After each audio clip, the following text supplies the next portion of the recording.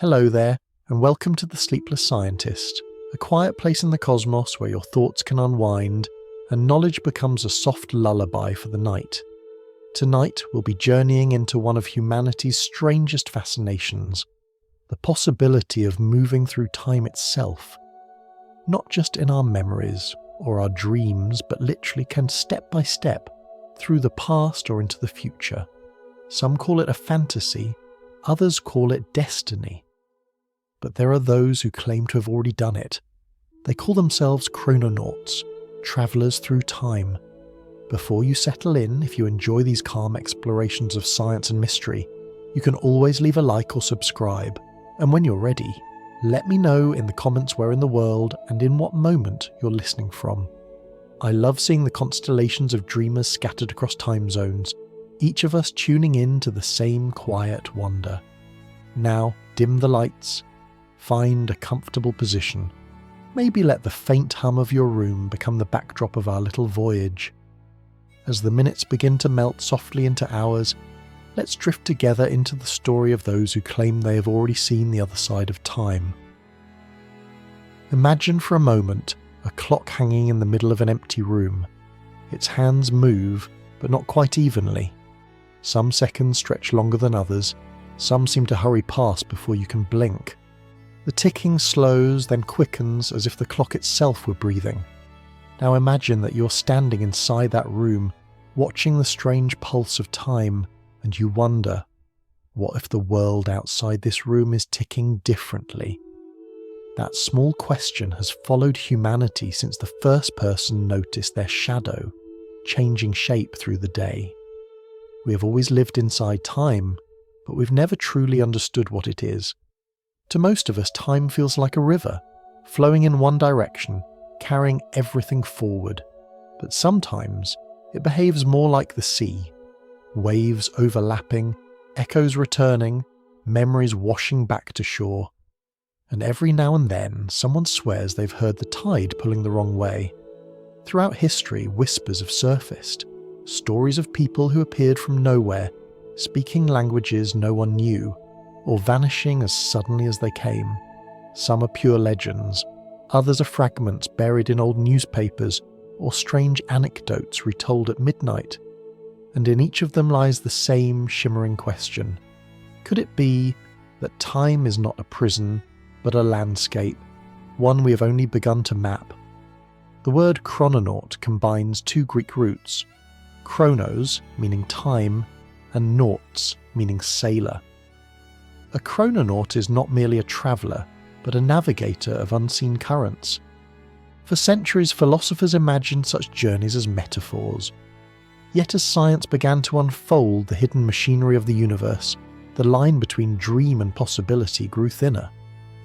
When Einstein showed that space and time were woven into a single fabric, something that could bend and stretch, the idea of travelling through it no longer belonged only to poets. It slipped quietly into physics itself. Still, for most of us, time travel feels like fiction, something reserved for movie screens and bedtime stories.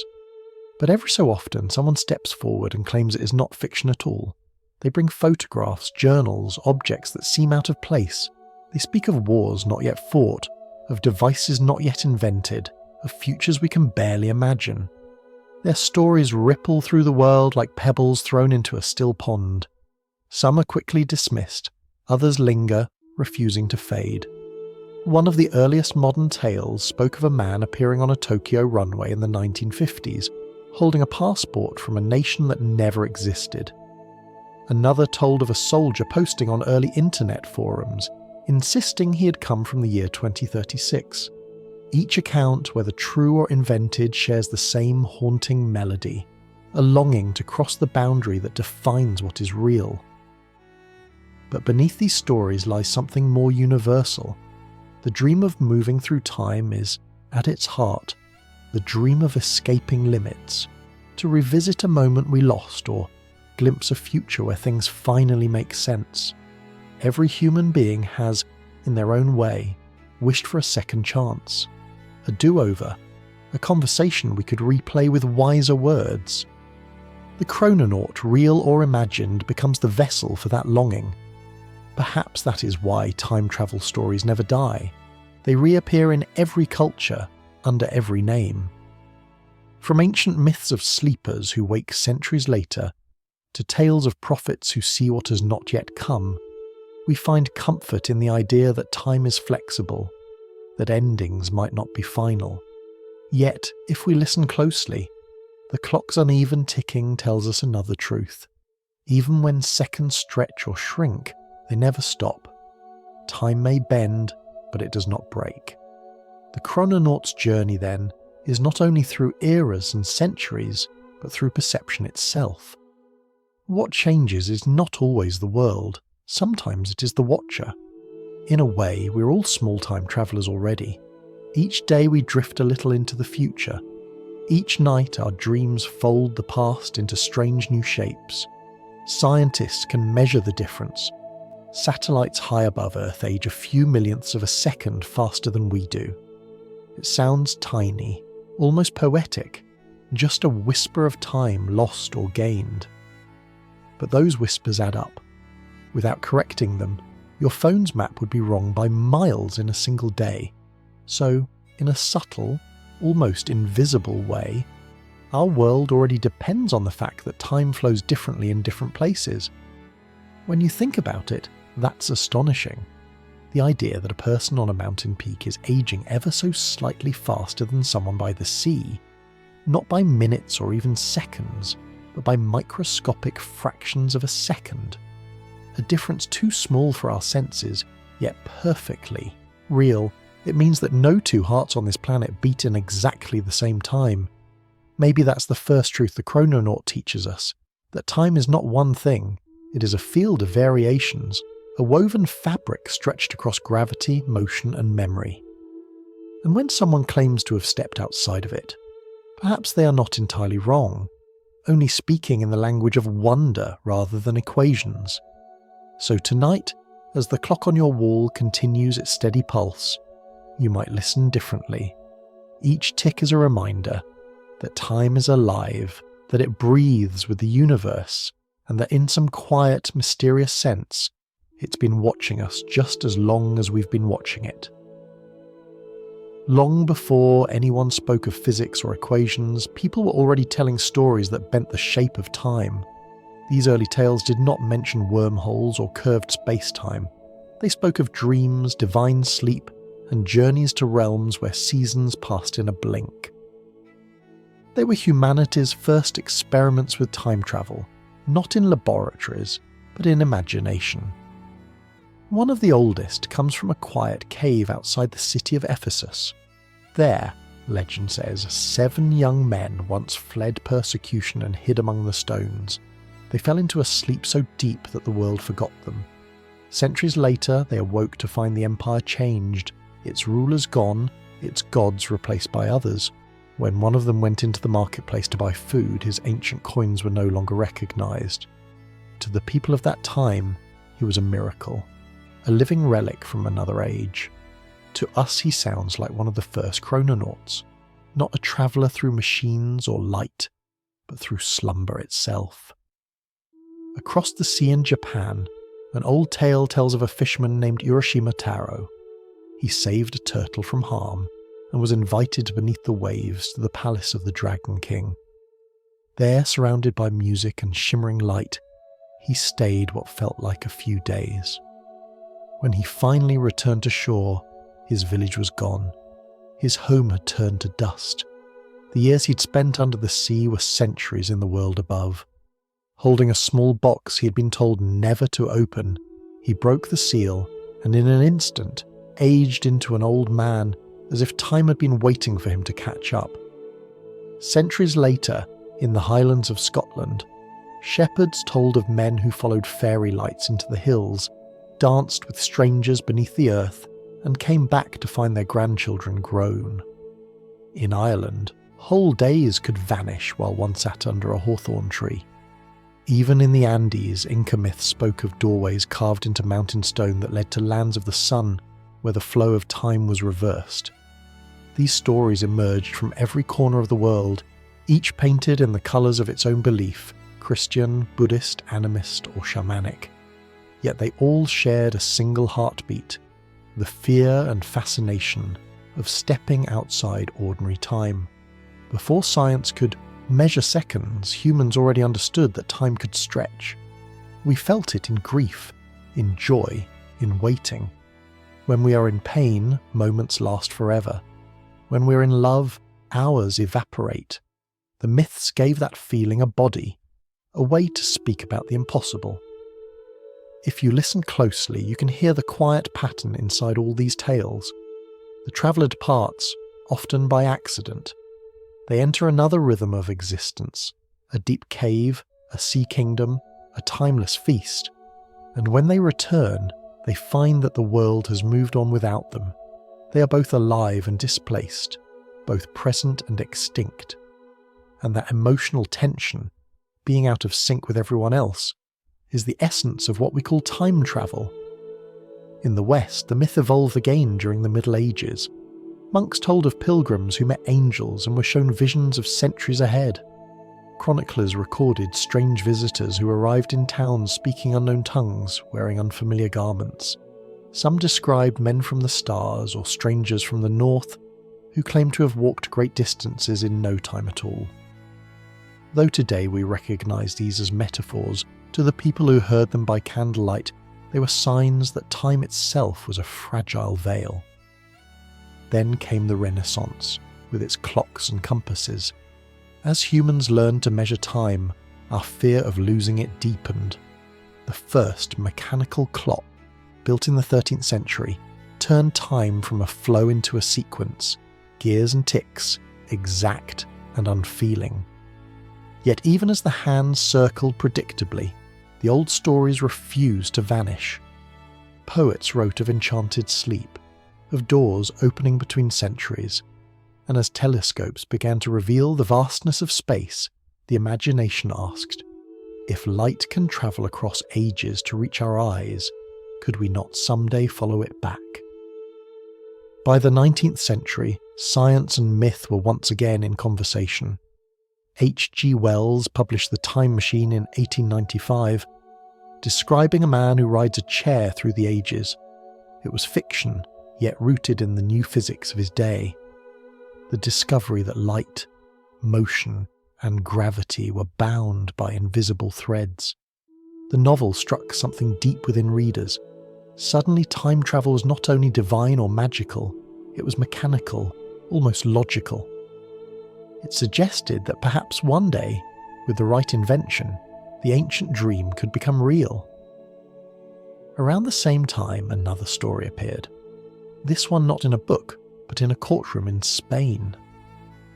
Records tell of a man arrested in 1593, claiming to be a guard from Manila, in the Philippines, who had been on duty at the palace when he blinked, and suddenly found himself in Mexico City, nearly 9,000 miles away. The distance, he said, was crossed in less than a breath.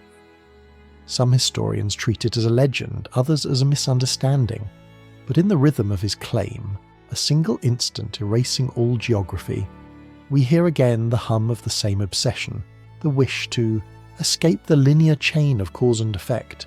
The details may shift, but the pulse remains constant. The seven sleepers, Urashima, the fairy revellers, the vanished guard. Each story is a reflection of the same longing. They tell us that time feels personal. It does not belong entirely to physics. It belongs to experience. And perhaps that is why these legends feel so haunting. They speak to the private truth that time, for each of us, flows at its own speed. Today, with our clocks synchronized to satellites orbiting above, we might think we've conquered time, but we've pinned it down to nanoseconds and decimals. Yet, when we dream, we still drift beyond it. We can live a whole lifetime in 5 minutes of sleep, or wake from a nap unsure whether it is morning or night. The brain, without asking permission, bends time as easily as paper. It stretches, compresses, rearranges. Maybe that is why the old stories still echo. They remind us that what we call a minute is not a universal law, but a local experience. Different for every mind, every heart, every world. And so, When we hear a tale of someone vanishing for centuries or appearing from nowhere, we might smile, but we also recognise a fragment of truth hidden inside it. We all have moments that feel stolen from another era, a song that seems older than memory, a scent that carries us back decades in a heartbeat. These are our small personal time slips, the quiet bridges between now and then. The legends of early chrononauts might not hold up to science, but they hold up to wonder. They whisper that the borders of time are not walls, but mist. That perhaps, in the right light, the distance between centuries could shrink to a single breath. And that maybe, somewhere between dream and waking, we have all crossed it without noticing. Airports are places built on precision. Every second is measured, every movement tracked, every identity confirmed before anyone steps beyond a gate. And yet, in the summer of 1954, at Tokyo's Haneda Airport, a man appeared who did not seem to fit anywhere. He was neatly dressed, polite, and carried a briefcase filled with documents. Passports, travel papers, currency from several European countries. On the surface, he was the kind of passenger seen every day, except for one impossible detail. The nation printed on his passport did not exist. The man said he came from Taured, a country located between France and Spain. When Japanese customs officers checked the map, they found nothing of the sort. The traveller appeared confused, insisting that Taured had existed for more than 1,000 years, and that he had even visited Japan many times before. He pointed to Andorra on the map, surprised to see a different name in the place where his homeland should have been. His passport, however, looked genuine, complete with official stamps from previous trips. He was detained for questioning, but his answers remained calm, logical, consistent. He claimed to work for a European trading company and had flown to Tokyo for a routine business meeting. The hotel he named confirmed that a reservation had been made under his name, but not for that day. It had been scheduled months later. To the officers, the whole affair felt like walking through a corridor that didn't quite connect on either side. To keep him safe until they could verify his story, officials placed him in a nearby hotel under observation. Guards were stationed outside his door, but when they returned the next morning, the room was empty. No trace of the man remained. Not his briefcase, not his papers, not his passport. Even the hotel's registration card had vanished. The only thing left was the echo of confusion, like a footprint in soft dust. For decades, the story of the man from Taured has drifted through books, magazines, and late-night radio shows. Sometimes the details change, the date, the location, even the languages he spoke. But the heart of the tale remains untouched. A traveller from a parallel world, briefly crossing into ours before slipping back through the seams of reality. Skeptics have tried to track the origin of the story and found that no official record exists in Japanese police or airport archives. Many researchers believe it began as a retelling of an older anecdote, possibly published in a European magazine in the 1960s, and was later mixed with elements of Cold War mystery. Some think it was inspired by real cases of travellers caught with counterfeit or misprinted documents, magnified over time into myth. But perhaps that is the point. Stories like this thrive not because they are proven, but because they cannot be. They live in that narrow, shimmering space between certainty and possibility, the same space where the imagination and science often meet. From a modern perspective, there are explanations that can make sense of the event without invoking other universes. Printing errors, linguistic misunderstandings, or even psychological conditions that blur identity could all play a part. The early 1950s were a time of geopolitical tension. Europe's borders were still being redrawn after the Second World War, and people moved across regions with new names and new nations emerging. A misheard accent, a mistranslated document, a missing record. Such things could easily turn into the skeleton of a legend. And yet, even with reason at hand, the image of that man remains strangely haunting.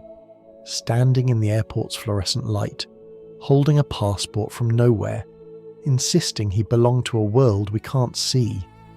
It stirs something deeper than skepticism, a quiet recognition that reality itself may not be as stable as we think.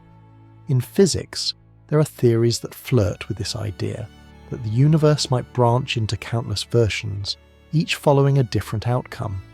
Some physicists have called it the many worlds view. In it, every decision, every event causes a small divergence, creating a new path where the other possibility continues to exist. If that were true, then perhaps Taured could exist, not in our atlas, but in another strand of the cosmic weave. Of course, these theories remain mathematical thought experiments, expressed in probabilities and quantum equations. But even when stripped of numbers, the idea has an emotional truth. We all carry versions of ourselves that might have been, paths we did not take, conversations we never finished. Each one feels like a shadow country, invisible yet familiar. Maybe that's why the story of the man from Taured feels so close to home. It's not about him being real or false, it's about us, about the longing to find a place where all the versions of our lives coexist. When we say parallel world, we imagine mirrors of Earth, infinite and unreachable. But sometimes, those mirrors are simply our memories, polished differently. Think of the times you've revisited a place from childhood and found it smaller, quieter, altered. The trees have shifted, the colours have changed. It is the same world, and yet it isn't. In that sense, each of us lives between worlds every day, crossing from who we were into who we are becoming. Perhaps the man from Taured never existed at all, or perhaps he did, not as a physical traveller, but as a reflection of that universal crossing.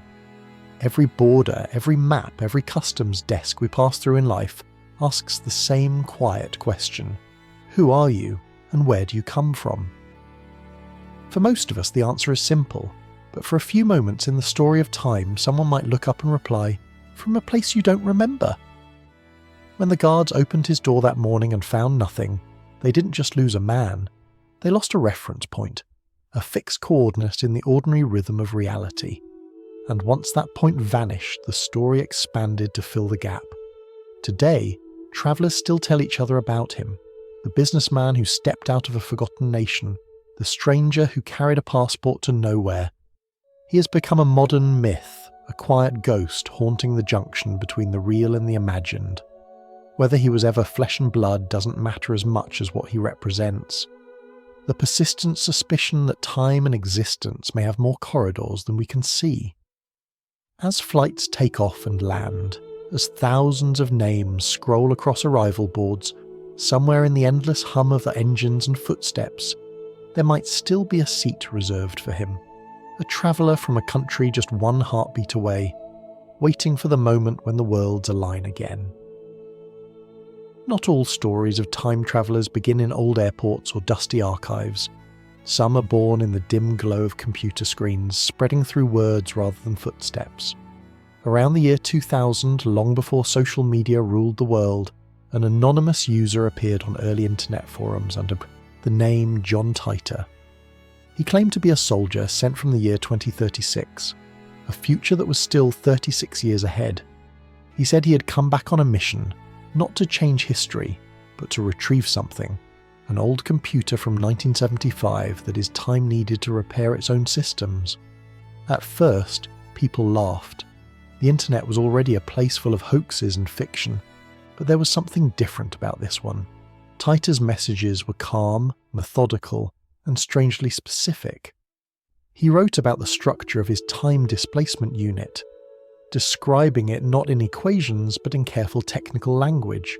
Twin rotating cylinders, micro-singularities contained within magnetic fields, and the manipulation of what he called world lines.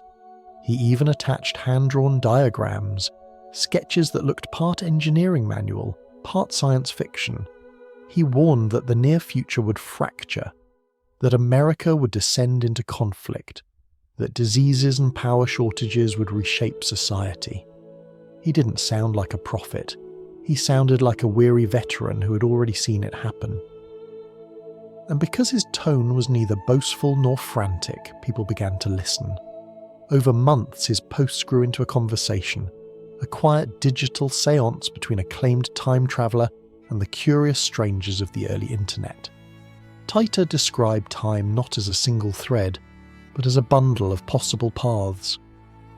When he travelled, he said, he didn't go back to his own past exactly, but to a version of it, a close branch where events were similar but never identical. He compared it to taking an exit on a highway that looks like your home street but leads to a house with different wallpaper. To most readers that sounded poetic, but to a few it resonated with an idea already alive in theoretical physics, the many worlds interpretation of quantum reality, which suggests that every choice creates a new parallel outcome. The beauty of that idea lies in its subtlety. It doesn't need machines or glowing portals. It simply says that reality may be larger than we can perceive, a vast field of possibilities existing side by side. If you soften the mathematics, it becomes a feeling we already know. That sensation of wondering what might have happened if we had turned left instead of right, or spoken instead of staying silent. John Titor's story transformed that everyday feeling into a cosmic architecture. As his posts multiplied, so did his followers. Some studied his diagrams as if decoding a manual for future technology. Others asked personal questions. Would there be another war? Would certain diseases be cured? Would people in his time remember us? He replied with gentle restraint, saying that he couldn't reveal too much. Not out of secrecy, but because every action in this timeline might ripple unpredictably. He never claimed to be a hero. He wrote as though burdened by nostalgia, someone homesick for a time that hadn't yet happened. Eventually in 2001, he announced he would return to his own year.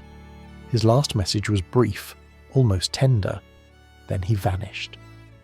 No further posts appeared under his name, but the echo of his story continued, growing through forums, radio interviews, and conspiracy documentaries. Some people claimed to have met him. Others insisted they had proof that his predictions had already begun. Skeptics traced the IP addresses of his messages, suspecting that the whole thing was a clever hoax by a small group of enthusiasts. Even so, the myth refused to die. Looking back now, 2 decades later, it's clear that most of Titor's forecasts never came true, at least not in the literal way he described. There was no great civil war in 2005, no global computer collapse, but that hasn't stopped the fascination. In a strange way, his story was never about prediction. It was about possibility. The allure wasn't that he might be right, but that he might be almost right, that he stood close enough to the truth to make us wonder. If you read through his messages today, what stands out is not the science, but the humanity behind them. He wrote about missing the smell of rain, about families struggling to hold together in difficult times, about the loneliness of knowing what others cannot yet see. Those small details gave his character depth, and perhaps that's why the world still remembers him. Psychologists might say the John Titor story was a mirror of its era. The early 2000s were full of unease, new technologies, new wars, the fear of digital collapse. The idea of a messenger from the future spoke directly to that uncertainty. He wasn't a ghost or a myth from a cave. He was a voice from the same machines that connected us, a reflection of our own anxiety about what we were building. There's also something poetic in how he framed time itself. He described travelling along world lines, threads of possibility, diverging gently rather than snapping apart. He said that when he returned to 2036, the people he met there would not be identical to the ones he left behind. They would be another version, similar but distinct. When you strip away the terminology, what remains is a tender truth. No one ever returns to exactly the same world. Not even from yesterday to today. Every moment we live slightly shifts the fabric around us. If you remove the science entirely, John Titor's claim becomes a parable about change. Each of us, in our way, is a traveller from a different time, carrying memories that others don't share, leaving traces that only we can recognise. The past is a country that exists only in our minds, and we visit it constantly. In that sense, Titor's time machine was not a set of spinning cylinders, but the collective imagination of everyone who read his words. When you read those old posts now, the text looks quaint, wrapped in the soft glow of outdated websites. But behind each line is the pulse of a new century just beginning, full of uncertainty and hope. The people who wrote back to him were not fools, they were seekers, longing for reassurance that the future could still be reached, that even in chaos there might be someone out there who had already seen the dawn. Whether John Titor was real or fictional, singular or collective, doesn't matter much anymore. What matters is what he revealed, our deep hunger to believe that time has doors and that someone, somewhere, has found the key. And in a way, he was right about one thing. Technology did change the way we move through time. Our devices now record every second of our lives, letting us replay, rewind and relive moments almost instantly. We have become our own small time machines, made not of steel and singularities but of memory and light. As the last of his words fade into the silence of forgotten servers, one can almost imagine him stepping through the glow of his monitor back into the year 2036, leaving behind only the static hum of unanswered curiosity. The room is empty, but the signal still lingers, a digital ghost reminding us that perhaps the future is already written back. If you step outside tonight and look up, the stars you see are not where they truly are. Their light has travelled for years, even centuries before it reached your eyes. The starlight above you is not a snapshot of the present. It is a museum of ancient moments. In that sense, every gaze toward the sky is an act of time travel, a gentle reaching into what was, not what is. Yet the truth goes even deeper. Time itself, the invisible rhythm behind every heartbeat, does not flow evenly everywhere. To most of us, time feels constant.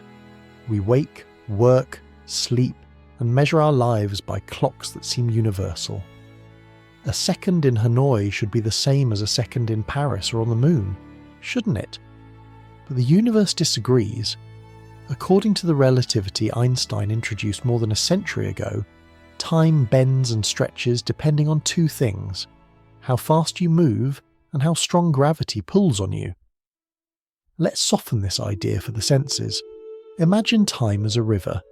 Near the mountains, where the current is strong, the water rushes. Down in the valley it slows into wide bends.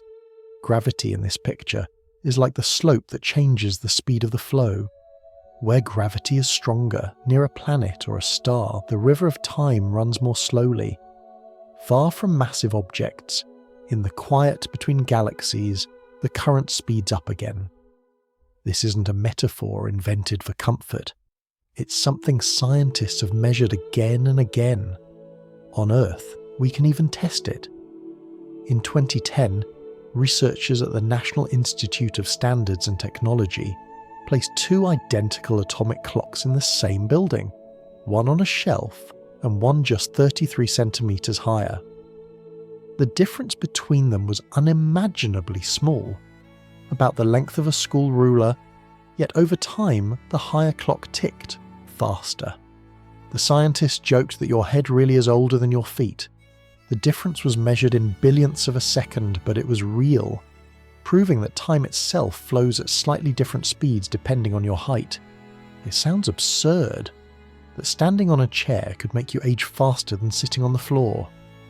But that is the quiet magic of reality. It hides its strangest truths inside everyday things. Even now, every time an airplane takes off, it carries its passengers a little closer to the edge of slower time below and faster time above. If you add up every flight you've ever taken, you have already lived a few billionths of a second longer than if you had stayed home.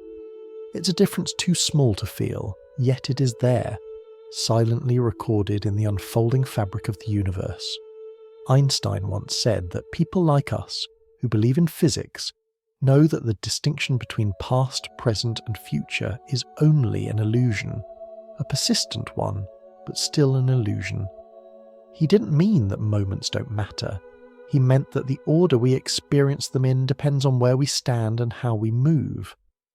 For someone racing near the speed of a light, a single minute could stretch into hours, while for someone watching from Earth, the same minute might pass normally. The faster you move, the slower your internal clock runs, as if time itself were reluctant to let you go. This isn't just theory. Astronauts aboard the International Space Station orbit Earth at roughly 27,000 kilometers per hour. Because of their speed and the weaker pull of gravity up there, their time moves slightly slower than ours. When they return, their bodies are behind by about 1 second for every year they've spent in space. It's a gentle, real-world version of the science fiction idea, aging a little less than those left behind. Satellites that guide your phone's navigation system also live in this strange balance. High above Earth, they experience less gravity and move differently through time. If their onboard clocks weren't adjusted, your GPS would be off by several kilometers every day. Engineers compensate for this difference, about 38 millionths of a second daily, by pre-tuning the satellite's timing systems before they launch. That tiny correction keeps maps aligned and flights on course. It's a quiet partnership between physics and human life, a handshake across the boundaries of time itself. When you think about it, that means the devices in your pocket, the airplanes in the sky, and the astronauts orbiting above are all living slightly different versions of now. Time has never been a single moment shared by everyone.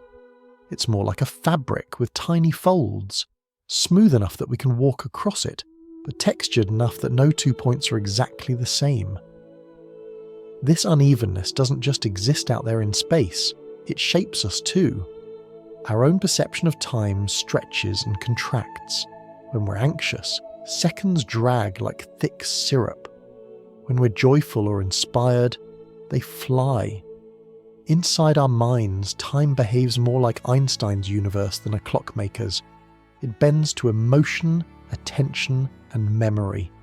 The physical and the psychological mirror each other, as if the universe wanted to remind us that it and we are built from the same rhythm. When Einstein published his theory of relativity, newspapers described it as the end of absolute time. People were startled, even unsettled. For thousands of years, time had been treated as a straight universal line, the same everywhere, for everyone. To learn that it could warp was like discovering that the ground beneath your feet was alive. And yet, in the quiet years since, this idea has become part of daily life. Without relativity, there would be no accurate GPS, no satellite communication, no synchronized power grids.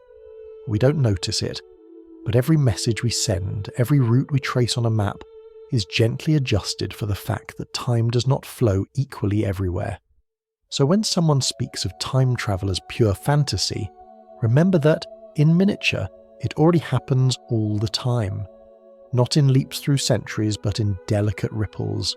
A few billionths of a second here, a fraction of a heartbeat there. Every person, every mountain, every orbiting machine drift through its own version of the present, slightly out of tune with all the rest. And somehow, the symphony still plays. If you close your eyes and imagine the world from far above, you might picture the planet as a glowing sphere surrounded by invisible rings, layers of time flowing at slightly different speeds. From that height, all of history seems to happen at once, the first fires being lit, the building of cities, the quiet tapping of satellites against the edge of night. It's humbling to realise that even as we live our ordinary seconds, we're also part of that vast choreography. Countless clocks, all slightly offbeat, forming one great cosmic rhythm. The next time you glance at a watch or check the time on your phone, remember that what you're seeing is not a number, it's a negotiation. It's the universe and your heartbeat agreeing for a moment on what now means. And in that gentle agreement, we find our place, Not outside time, but within its flowing, bending, beautiful tide. Close your eyes for a moment and imagine that space is not emptiness, but fabric, a smooth, silent sheet stretched across the universe. Now picture that fabric being folded, so that two distant points suddenly touch. If you could step from one fold to the other, you would travel not through the long path between them, but through the shortcut that the fold created. That shortcut is what physicists call a wormhole, a bridge between two parts of space-time. In theory, it could link one side of the galaxy to the other, or one moment to another. The idea was first glimpsed in the mathematics of Einstein's general relativity. His equations didn't just describe how gravity pulls, they described how space and time themselves bend around massive objects. When two such regions of extreme bending face each other, the math allows for a kind of tunnel, a bridge connecting distant coordinates. In the 1930s, Einstein and his colleague Nathan Rosen noticed this possibility and called it a bridge. Decades later, physicists Kip Thorne and Michael Morris gave the idea a name that caught the imagination: the wormhole. But the word can sound cold and mechanical, so let's translate it into feeling. Imagine two rooms separated by a mountain. You could walk over the mountain. That would take time, energy, and patience. Or you could open a hidden door between them. The wormhole is that hidden door, carved not through rock, but through the geometry of reality itself. If such a passage existed, it could theoretically allow travel not just across space, but across time. Because space and time are woven together into one continuous fabric. Bending one can bend the other. In principle, moving one mouth of a wormhole at near-light speed could make the clocks at its two ends tick differently. One entrance might sit in the year 2050, while the other remains in 2025. Step through, and you've crossed the years as easily as stepping through a doorway. It sounds simple when told as a story. In practice, it would require materials that may not exist. Keeping a wormhole open would need a substance known in theory as exotic matter, something with gravity that repels instead of attracts, like negative weight. We have never found such a thing in usable form. Quantum experiments hint that tiny effects of this kind might appear in fleeting vacuum fluctuations, but only for moments shorter than we can blink. To stabilize a tunnel large enough for even a single photon to pass would take more energy than the sun produces in centuries. Still, physicists keep exploring.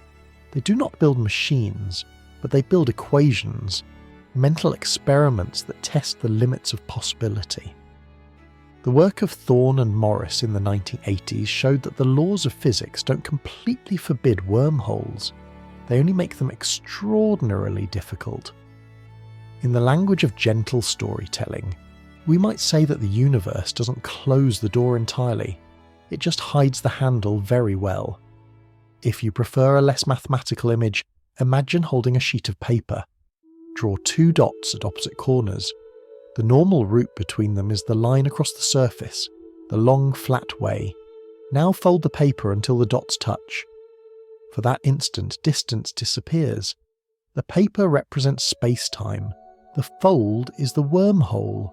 It's a lovely picture because it shows how proximity and separation are not absolute. They depend on how space is arranged.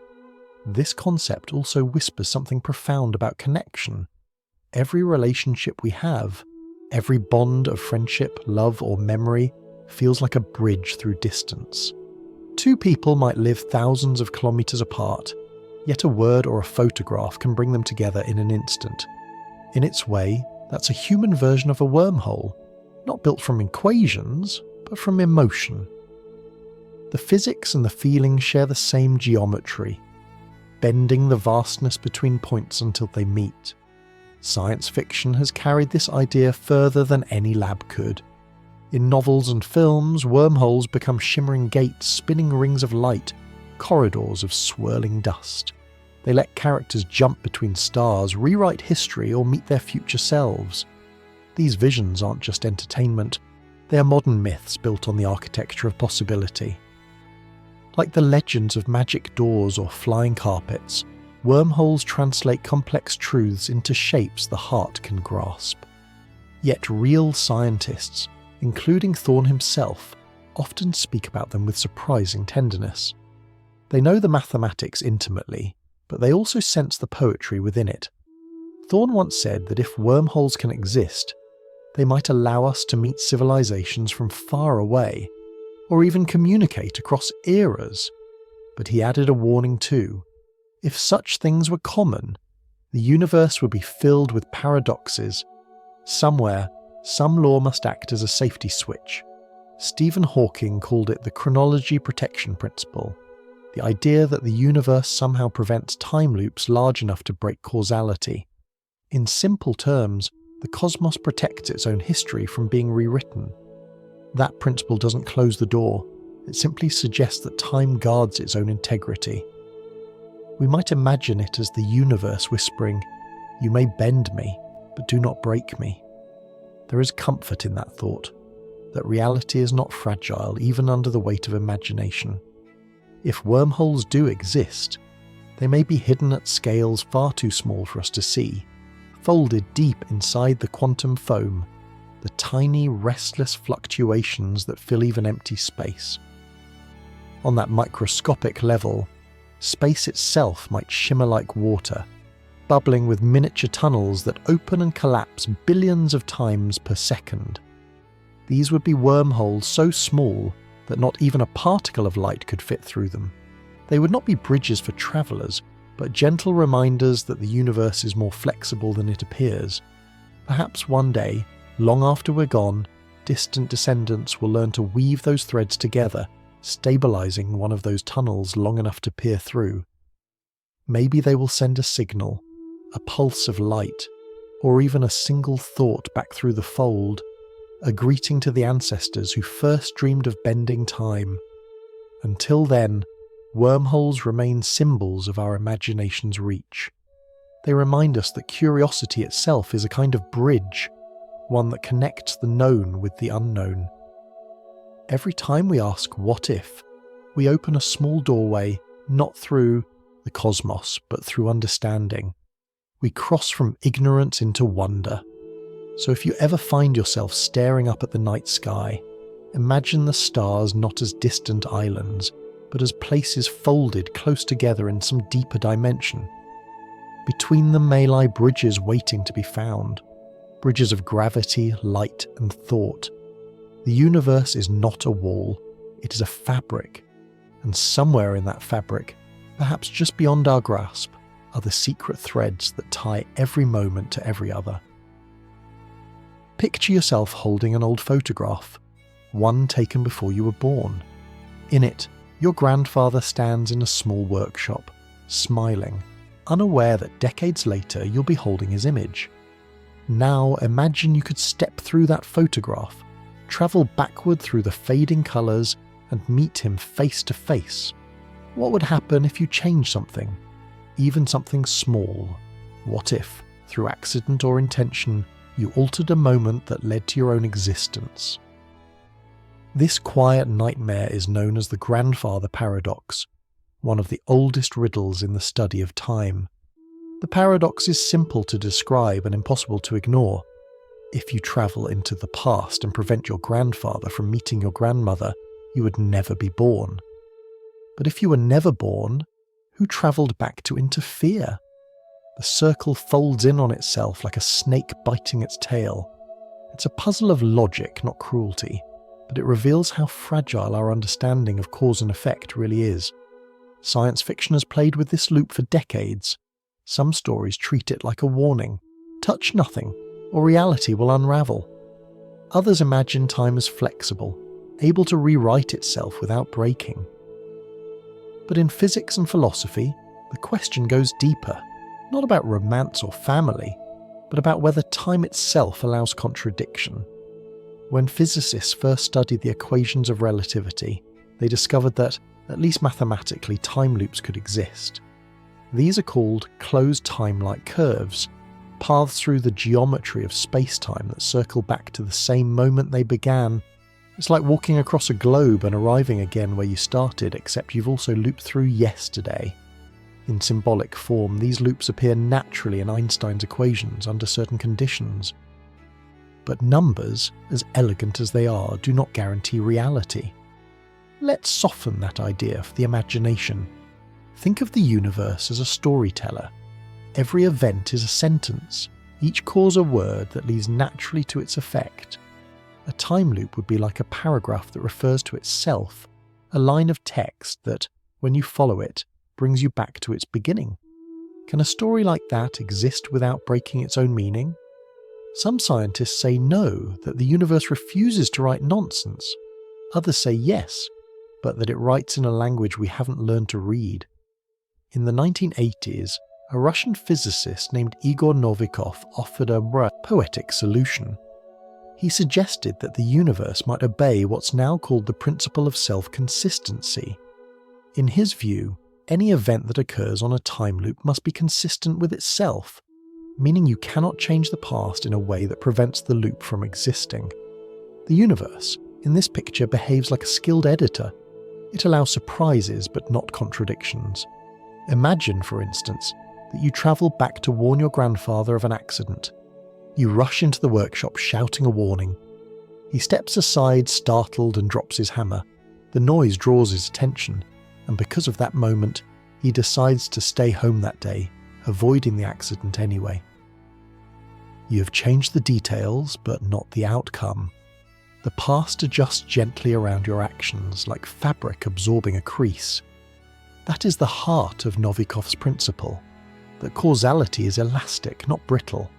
You can push against it, but you cannot tear it. Stephen Hawking, however, believed the universe might be even stricter.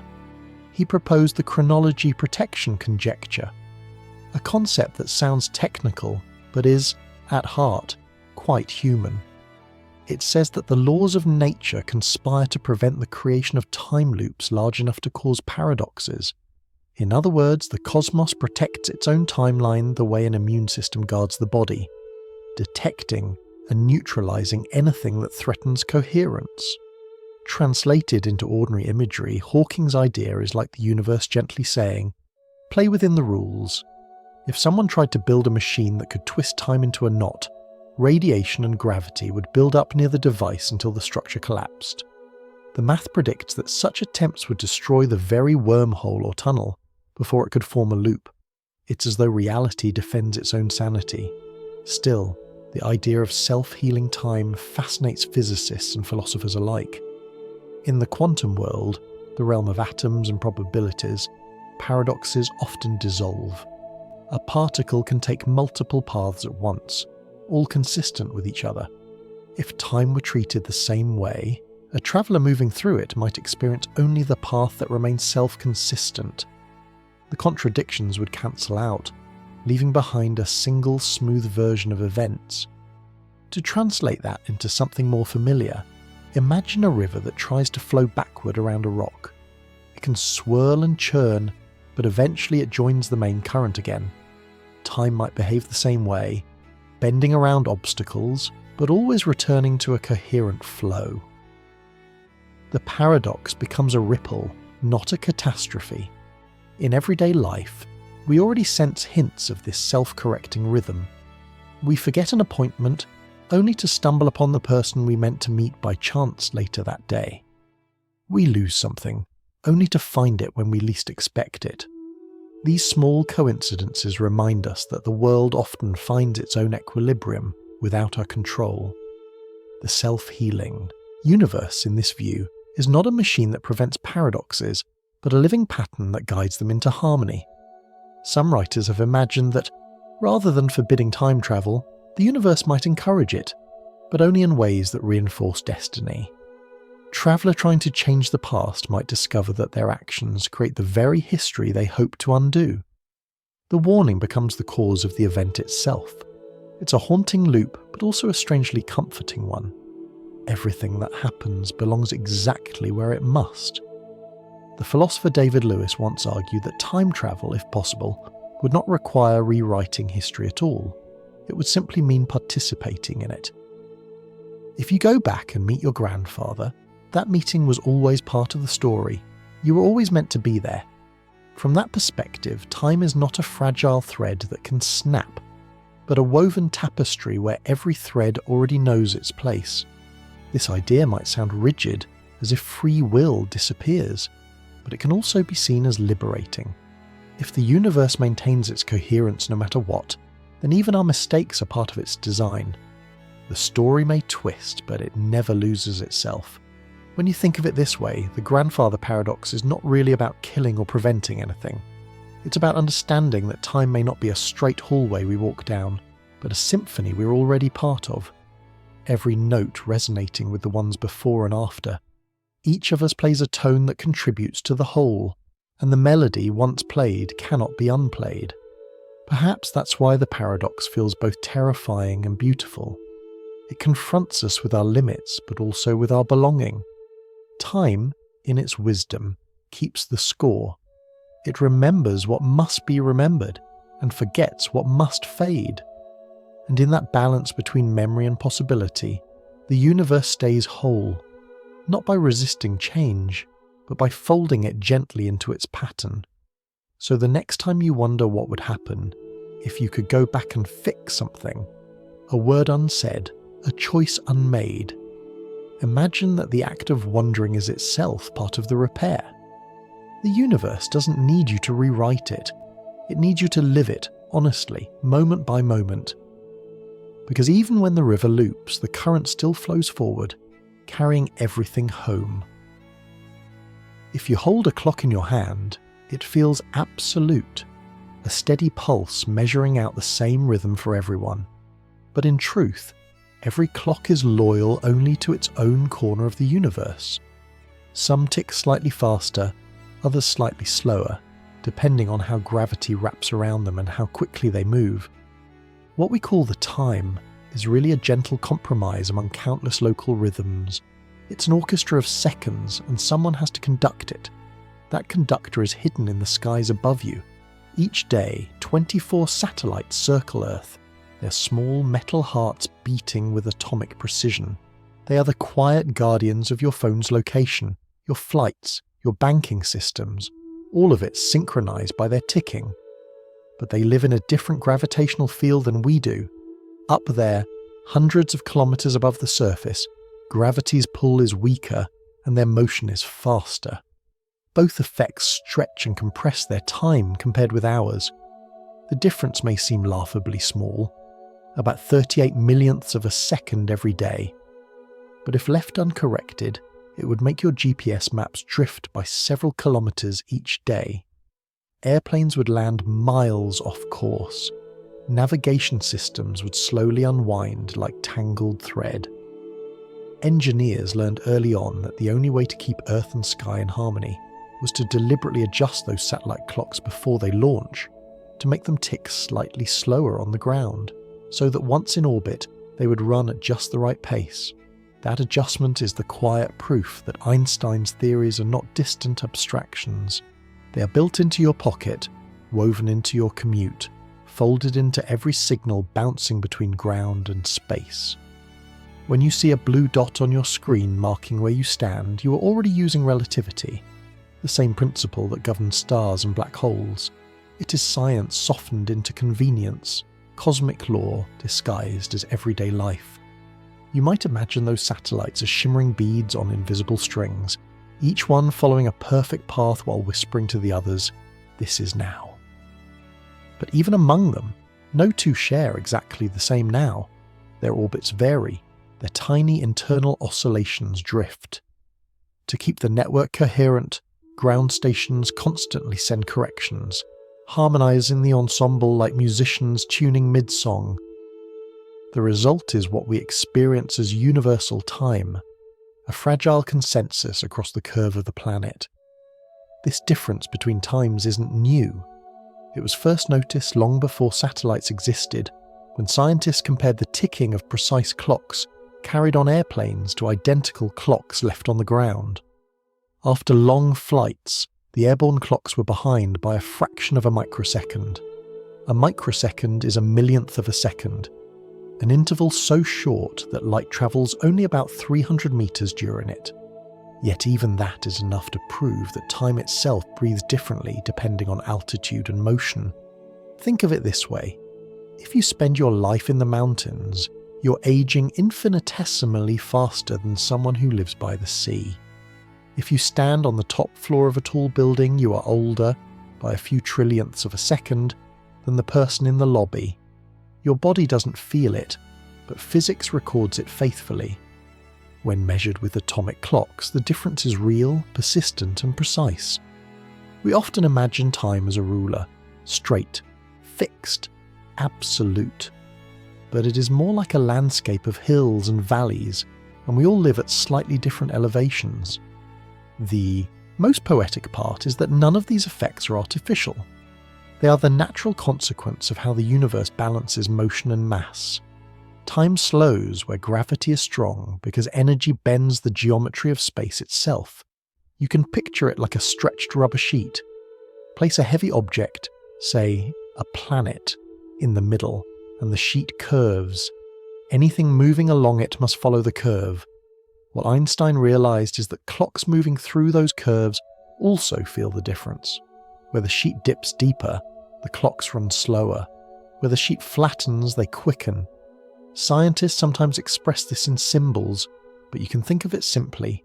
The more you climb out of gravity's valley, the faster your moments flow. Down in the valley, near the massive heart of Earth, time lingers. Far above, it races. The difference is so small that only the most delicate instruments can sense it, yet its consequences ripple through everything. Without these corrections, airplanes would lose their navigation paths, and digital transactions would desynchronize. Even power grids depend on this dance between Earth's surface and the orbits above. We have learned not just to measure time, but to curate it, to tune the universe's uneven rhythm into a melody we can live by. You could say that the world has become a living experiment in relativity. Every communication tower, every ship guided by satellite, every data stream carries within it the faint trace of cosmic curvature. The future of civilization depends on acknowledging that time is not uniform, that it can stretch, bend and fold, yet still be trusted if we learn to listen carefully. Sometimes, late at night, scientists in control rooms watch streams of numbers from the satellite network scrolling by. They know that behind those digits lies something deeply poetic, the pulse of a planet keeping itself in sync. Each fraction of a second tells a story about distance, gravity, and human ingenuity. Each whisper of correction says, "We understand the sky just enough to navigate it." There's something humbling in that. Our species once thought of time as divine, the realm of gods and fate. Now we adjust it with radio waves and software updates. And yet, the wonder remains. Every small correction to a satellite's clock is an act of reverence, a modern prayer whispered into orbit. Let the world stay aligned. You might wonder what it means for us personally. If time runs differently in different places, are we truly sharing the same present? The answer, softly, is both yes and no. Within the precision of physics, we each inhabit a slightly different frame of now, our own local rhythm of existence. But within the warmth of experience, those differences dissolve. The seconds that separate us are too small to matter compared to the feelings that connect us. So next time your phone finds your location, or your plane crosses a continent guided by satellites, remember the invisible mathematics at work, equations translated into harmony, the universe's uneven flow transformed into something steady enough to trust.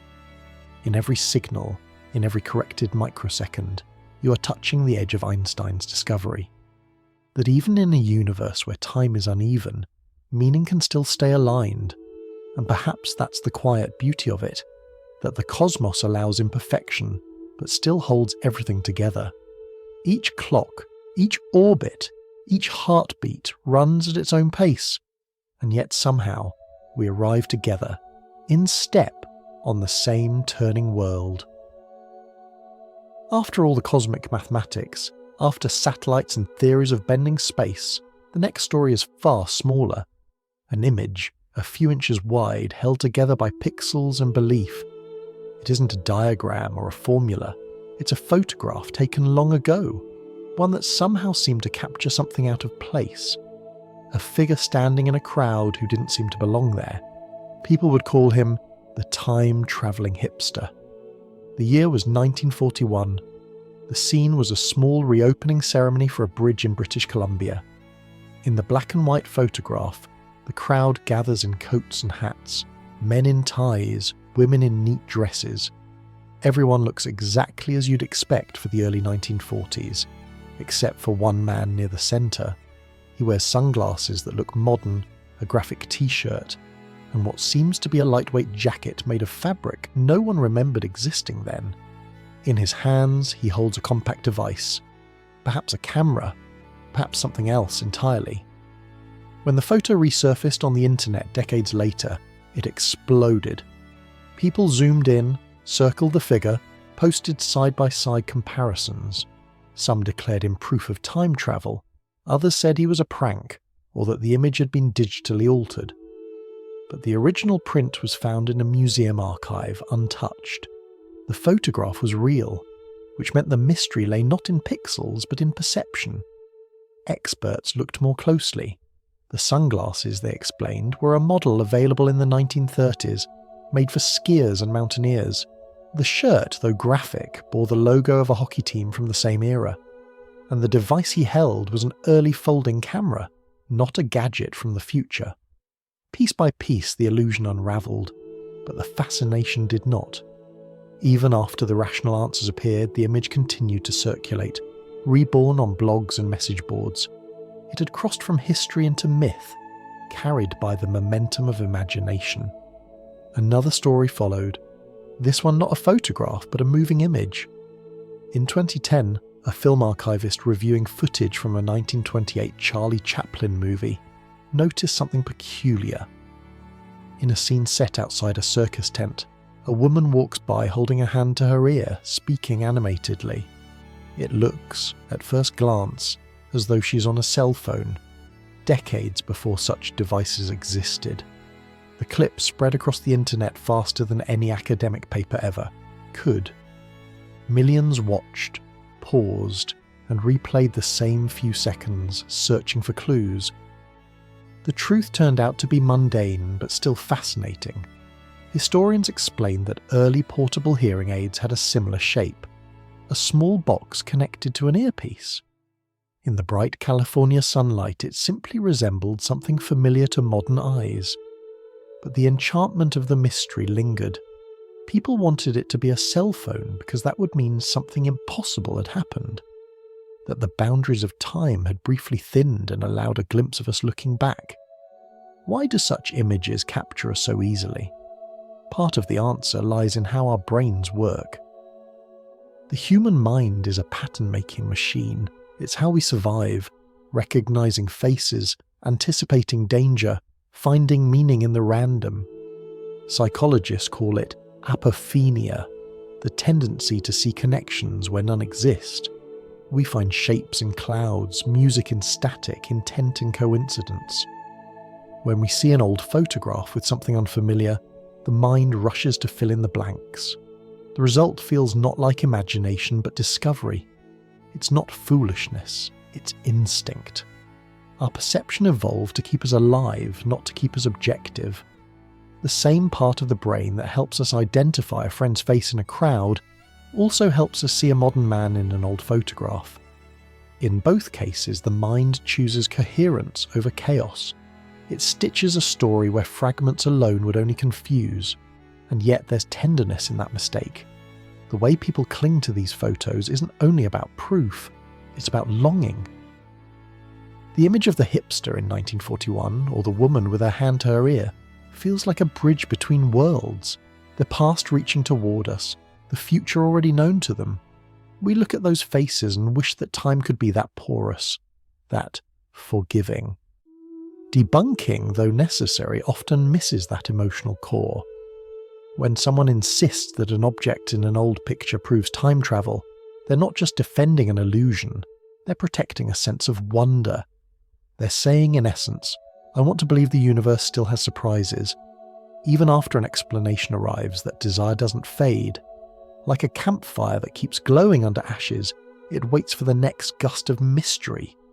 There's another reason these images feel powerful. They are physical evidence of something invisible. Not proof of time travel, but proof of our yearning for continuity. Photographs stop time. They hold a slice of existence, frozen yet alive. When you stare into an old picture, you're already performing a small act of time travel. You are meeting the eyes of someone who lived before your parents were born, whose heartbeat ended long ago, and yet, in that frame, still stands in sunlight. So when an unexpected detail appears, a strange object, a familiar gesture, it startles us into recognizing the illusion of distance. We realize that the past is not so far away. The man with the odd jacket, the woman with the box to her ear, they remind us that people from other times laughed, improvised, experimented, and posed awkwardly just like we do. Time hasn't changed human curiosity. It has only rearranged its tools. You could say that every mystery photo is a mirror. It reflects not what was, but what we hope to see.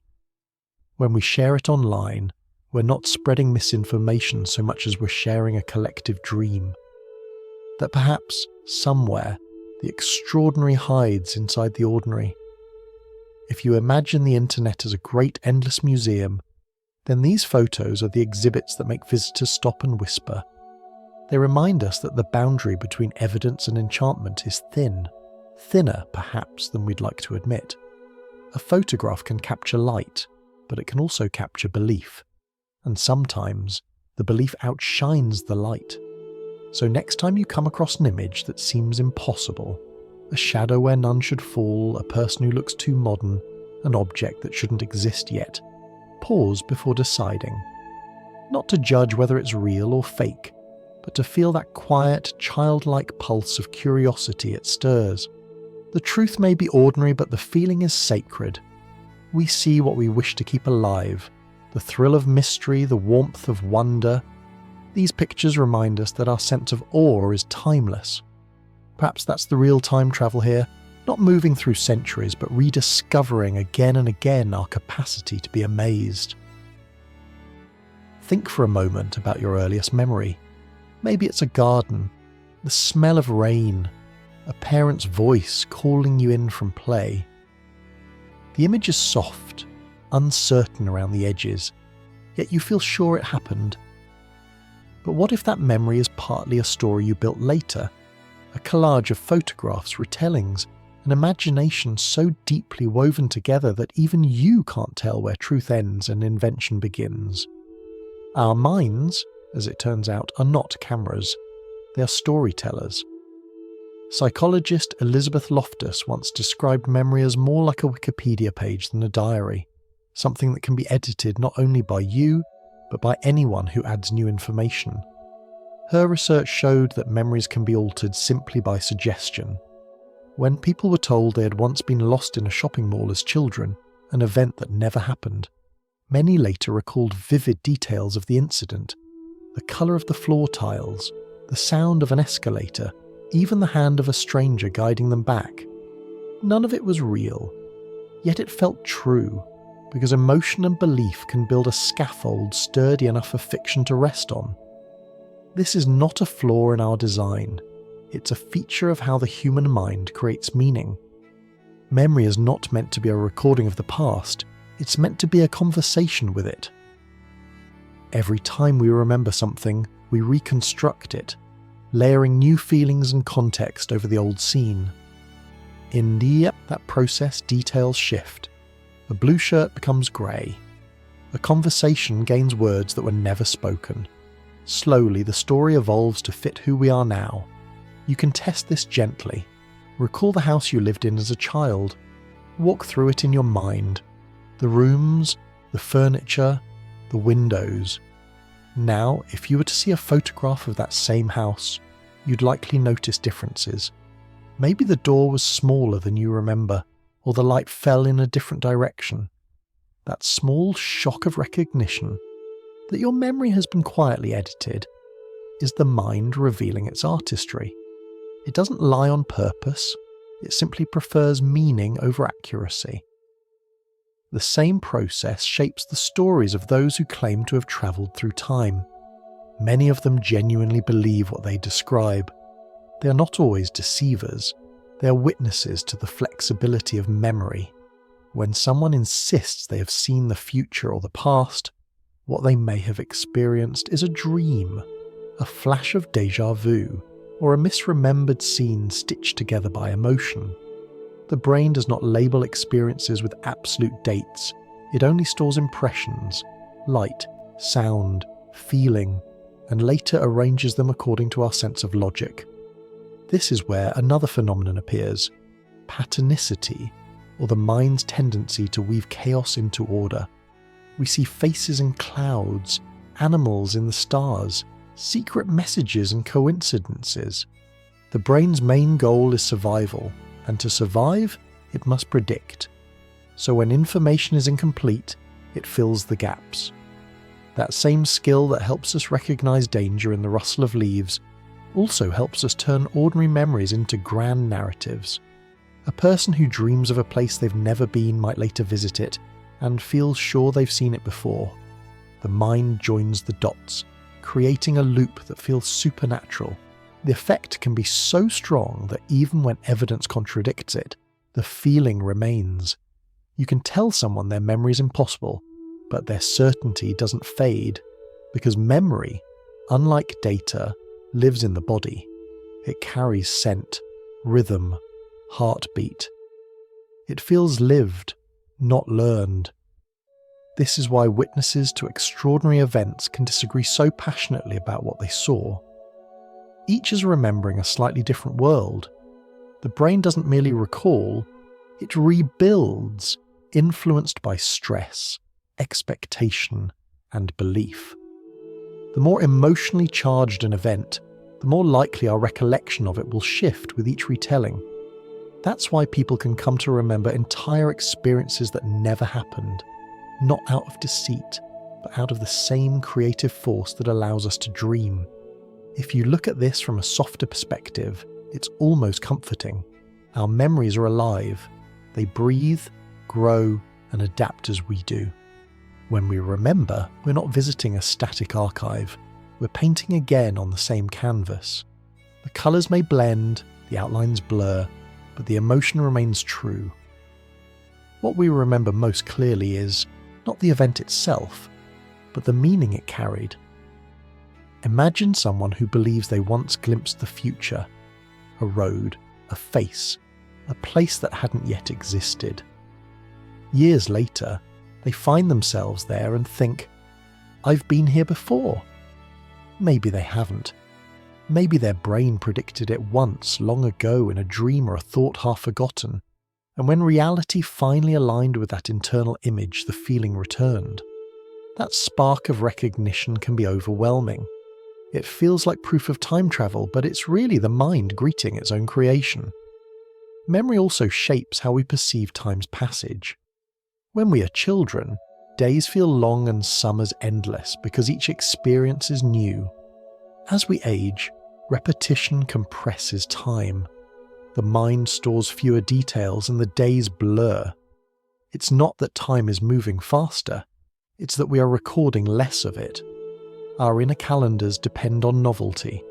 Every fresh moment stretches time outward. Every routine folds it in. In that way, memory doesn't just store time, it manufactures it. Think of the years of your life as chapters written by memory itself. The early pages are dense with detail, the later ones thinner but filled with reflection. The author, your mind, edits constantly, smoothing the roughness, highlighting themes, making sure the story reads well. And just as every editor knows, sometimes the story becomes truer when it is not entirely factual. So when someone claims to have travelled through time, maybe what they've done is travel through their own memory, crossing from one version of the self to another. The landscapes of the past are never fully gone, they just shift into mental geography. A song, a smell, or a flicker of light can reopen the path. We've all felt it, that sudden flood of memory that erases years in a heartbeat. It's a reminder that time and recollection are partners, dancing in the same rhythm. Perhaps that's the secret reason these stories endure. They let us believe that memory and reality can overlap so completely that we might step between them. And in a way, we already do. Every time we remember something differently, we rewrite a small corner of the universe inside our minds. The next time you find yourself recalling the past, notice how it shifts with each telling. Notice how your emotions tint the details, how your perspective changes the frame. That quiet, constant editing is not deception. It's the sign of a living mind, forever reorganizing its understanding of time. We are all unreliable narrators, but beautifully so, because without that flexibility we couldn't dream, imagine, or grow. Memory is not a museum, it's a story still being written, and that, in its gentle way, is the most extraordinary form of time travel we possess. Somewhere between what we know and what we wish for lies belief, that quiet engine that drives our stories, our fears, and our hopes. When people share tales of time travel, most of them are not trying to deceive. They're trying to make sense of something that feels too large, too strange, or too lonely to face without a narrative. To understand why these stories take root, we have to look not outward at the stars or the clocks, but inward, into the landscapes of the human mind. Psychologists have long studied why people cling to extraordinary claims. The answer isn't as simple as gullibility. It's emotional, almost poetic. A study published in Frontiers in Psychology in 2017 suggested that our belief in conspiracies or impossible events grows from three quiet human needs. The need to understand, the need to feel safe, and the need to belong. We could translate that into plainer language. We believe so that chaos feels organized, danger feels distant, and isolation feels less lonely. The first need, understanding, is the mind's effort to draw lines between scattered dots. The world is vast and unpredictable, but patterns make it bearable. Belief is the bridge we build between confusion and meaning. When someone hears of a traveller from the year 2036, or a photograph of a man out of time, they aren't just seeking facts, they're building order. It's the same instinct that led our ancestors to trace constellations in the night sky, connecting points of light until they formed the shape of gods and heroes. The universe is too wide for the human heart to face without a story. The second need, safety, is born from uncertainty. When life feels unstable, we reach for narratives that give us control. A story about time travel might sound fanciful, but hidden beneath it is a promise that time has rules, that fate can be negotiated, that nothing is entirely final. If we could move through time, even in imagination, we could revisit what we regret, undo what we fear, or reassure ourselves that the future still exists. Believing that such things are possible offers comfort in a world that often feels irreversible. The third need, belonging, is perhaps the most powerful of all. When people gather online to discuss strange photos or mysterious predictions, what they are really building is a community. They share curiosity, skepticism, and wonder. The content of the belief matters less than the connection it creates. To be part of a group that knows something special gives people a sense of identity, a shared language against the vast unknown. In that sense, belief is not isolation from reason. It's participation in a story larger than oneself. When you view it with empathy, it becomes clear that the roots of belief are the same roots that nourish art, music, and faith. They spring from imagination, that beautiful, restless urge to turn the unseen into something felt. A person who fabricates a time travel story might not be lying in the usual sense. They might be expressing an emotional truth in symbolic form.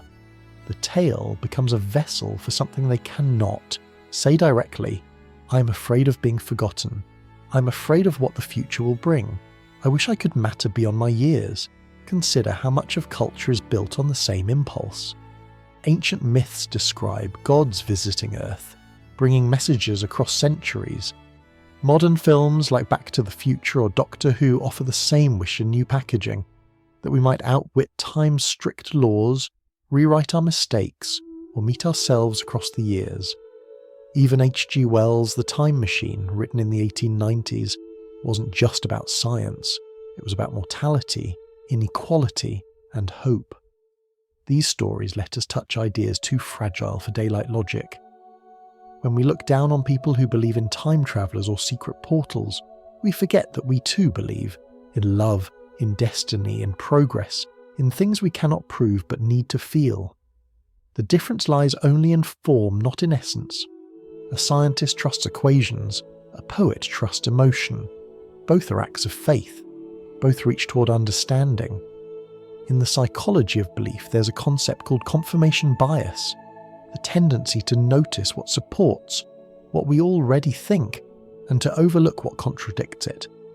But perhaps it's kinder to see this not as a flaw, but as the mind's way of maintaining narrative harmony. Every person carries a private mythology, and new facts are woven into it carefully, so that the story still makes sense. Beliefs protect our inner continuity, the same way gravity protects orbits. Without that pull, our sense of self would drift apart. You can hear this process in ordinary conversation. Someone says, "I knew this would happen," even when they couldn't have known. Or, "I had a feeling," when what they really mean is that hindsight has stitched a pattern into random events. It's not dishonesty. It's our brain finding comfort in the illusion of foresight. We all edit our past to make it align with our present understanding. It's the same mechanism that makes myths out of coincidences and destinies out of choices.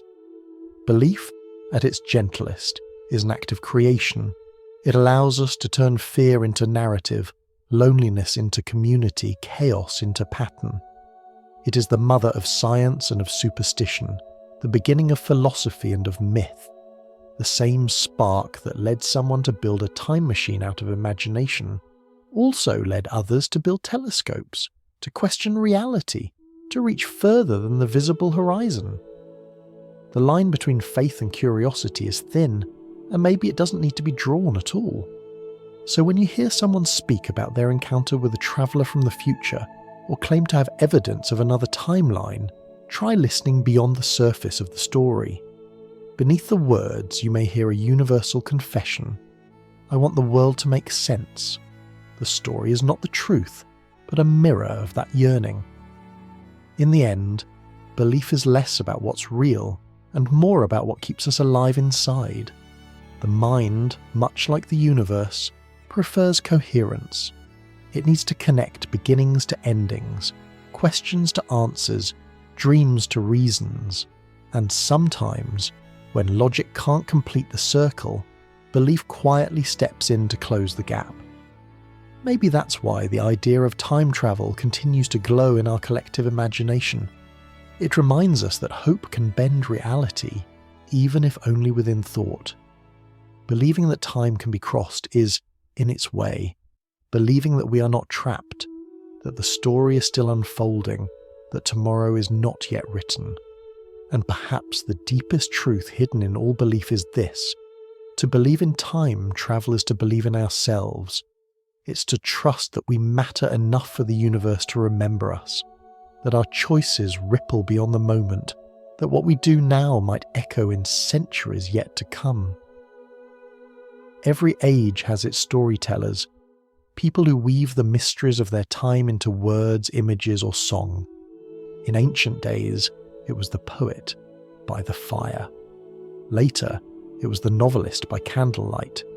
Today, it might be the voice on a podcast, the thread of text on a glowing screen, or the flicker of a short video looping endlessly. The medium changes, but the impulse is the same: to tell stories that make the invisible visible, to give shape to wonder. Time travel stories are part of that inheritance. They are our modern myths, built from electricity and curiosity. A century ago, H.G. Wells gave the world the time machine, turning scientific speculation into a human journey about loss and destiny. A few decades later, Doctor Who invited audiences to step inside a blue box that could carry them anywhere in space and time. Later still came Back to the Future, Interstellar, Tenet and hundreds of others, each new generation retelling the same wish in its own dialect. Let me change the unchangeable. Yet even beyond fiction, our era tells time travel stories every day, on radio shows that claim to interview travellers from the future, in tabloids that publish blurred photographs of people out of place, on YouTube channels that turn coincidence into cosmic revelation.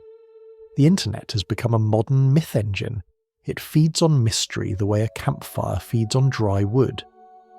A story starts as a spark, a rumour, a strange image, an unexplained event, and within hours it's retold thousands of times, reshaped by imagination, polished by emotion. Each retelling is a remix of belief and doubt, skepticism and hope. You could say the internet has done for mythology what the printing press once did for scripture.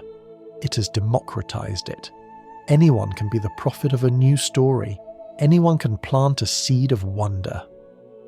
But the speed of that exchange means stories often grow faster than reflection.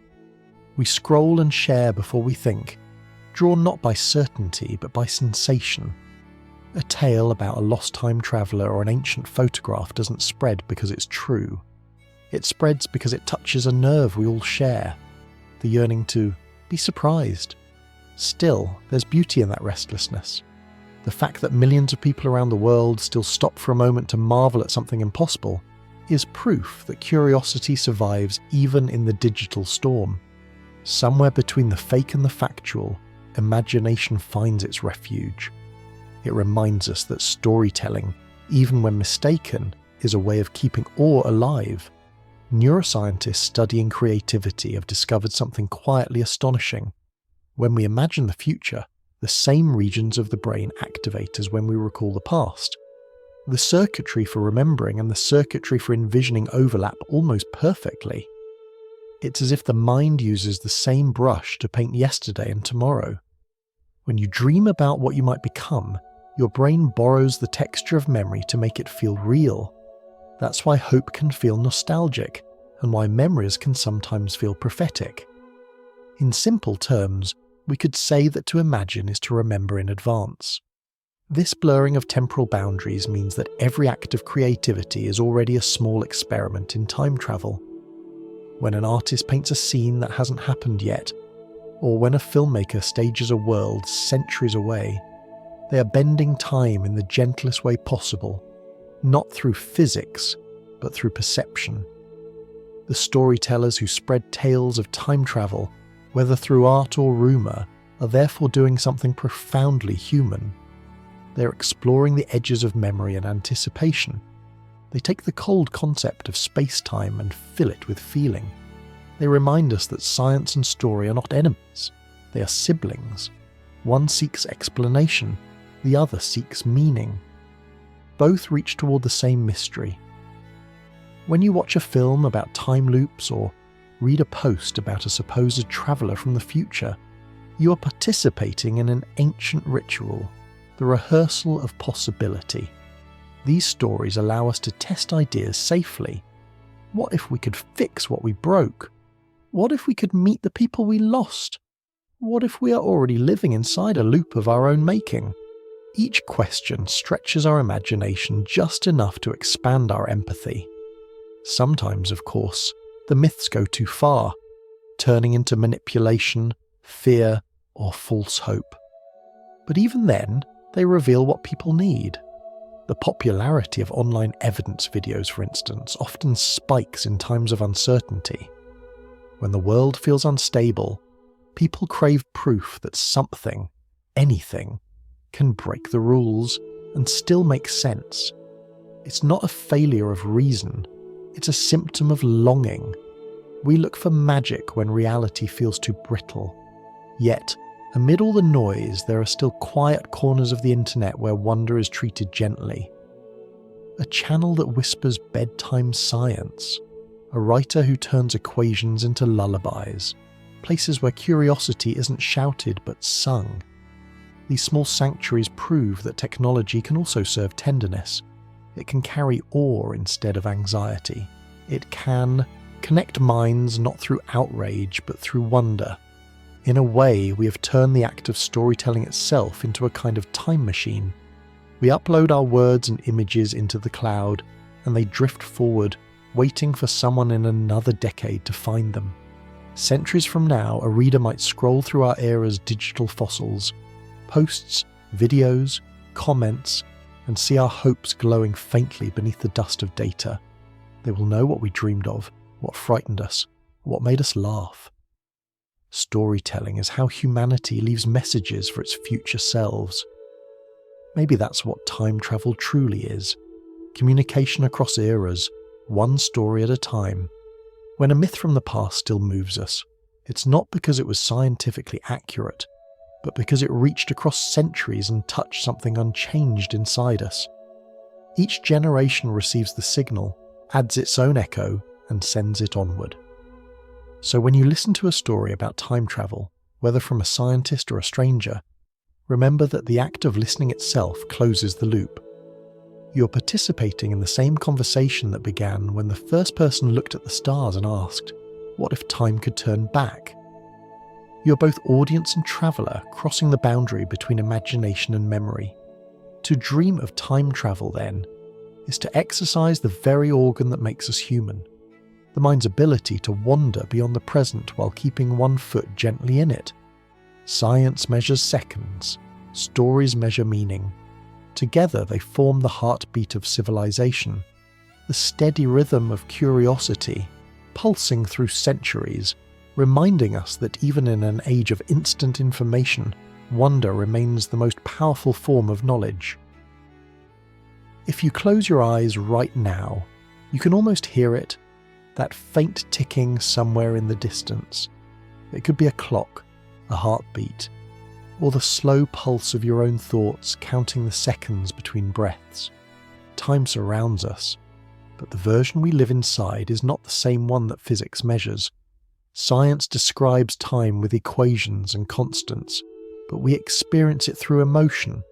It stretches when we wait, collapses when we're happy, and disappears entirely when we fall in love or fall asleep. Time, for human beings, is not a number, it's a feeling. You can hear that difference in the way we talk about it. We say time flies when we're having fun, and drags when we're stuck in boredom. We say we lose time or make time as if it were a tangible material that could be spent or saved. But in truth, no two people experience it the same way. To a child, a year feels like an ocean. To an old man, it feels like a single wave breaking against the shore. Psychologists have tried to study this elasticity of time perception. They've discovered that emotion acts like a lens, bending the flow of our inner seconds. Fear slows them down, joy speeds them up, anticipation stretches them taut like the silence before music begins. It's not that clocks change, it's that we do. Inside our brains, a network of cells in the frontal cortex and deep in the midbrain keeps track of rhythm. When adrenaline rises, these cells fire faster, making external time seem slower. That's why a car crash or a fall can feel suspended, every moment frozen in sharp detail. The world hasn't slowed down, your mind has sped up. Translate that into softer imagery, and it's like this. When danger comes, your thoughts become photographers, taking rapid snapshots of every sound and shadow, just in case you need to understand them later. When peace returns, the camera slows again, taking only the occasional picture, allowing time to blur into a calm stream. We each carry this inner photographer, changing the shutter speed of our perception depending on what life demands. But time doesn't only bend in moments of fear, it also bends in moments of wonder. Think of the hours that vanish when you're absorbed in something beautiful. A conversation, a piece of music, a night under the stars. You look up and the evening has turned to midnight without your noticing. The flow of attention has replaced the ticking of the clock. In neuroscience, this state is sometimes called flow, but to most of us it simply feels like being alive without watching ourselves live. And then there's grief, the heavy gravity that makes every second stretch endlessly. After loss, time can feel thick, unwilling to move. Days seem to repeat without progress, and memories circle back like satellites that refuse to fall. Yet even this distortion has its mercy. It gives the heart room to process what the mind cannot. The universe might keep turning steadily, but inside us, time takes a slower road until we're ready to walk again. If physics sees time as a dimension, psychology sees it as texture, smooth when life is predictable, rough when it surprises us, sticky when we resist change. That's why some people say the longest minute of their lives was waiting for a phone call, and the shortest was hearing good news. In each case, emotion rewrites the scale. In a cosmic sense, the universe has its own rhythm too, a rhythm so vast that human lifetimes barely register. Stars pulse and die across billions of years, galaxies drift apart like slow-moving clouds. Measured against that backdrop, our personal seconds seem insignificant. But what we lack in duration, we make up for in awareness. The cosmos may not feel its time. We do. We are the eyes through which the universe perceives its own heartbeat. There's a kind of humility in realizing that. The age of the universe is about 13.8 billion years, a number so large it's nearly abstract. Yet in the space of one human breath, countless atomic clocks inside your body perform their own quiet symphony, each molecule vibrating, each cell keeping rhythm. Within that vast disparity between cosmic eternity and the fleeting span of a single heartbeat lies the poetry of existence. For every second that passes on the clock, the mind can create an infinity. A single moment of memory can carry decades. When you smell something from childhood, bread baking, rain on concrete, smoke from a candle, time folds in on itself. The past doesn't return, it simply reveals that it never truly left. This isn't physics, it's human alchemy, the transformation of memory into presence. That's why many philosophers have said that travelling through time might simply mean learning to feel its flow differently. You don't need a machine or a wormhole to experience time dilation, you only need attention. When you slow down enough to watch a sunrise or listen to someone's laughter, you're bending time inward, expanding the now until it feels endless. If you compare cosmic time and human time, the difference is dizzying. 1 billion years to a star is like a breath to us. Yet our smallest experiences, a touch, a sigh, a whispered word, carry meaning that spans the universe. We are brief, but we are luminous. The universe measures by duration. We measure by depth. Maybe that's the quiet secret of being human. We are the creatures who turn seconds into stories. Every heartbeat is a sentence, every day a paragraph, every lifetime a book that no one else can write. And while physics might argue that time flows in one direction, our minds prove otherwise.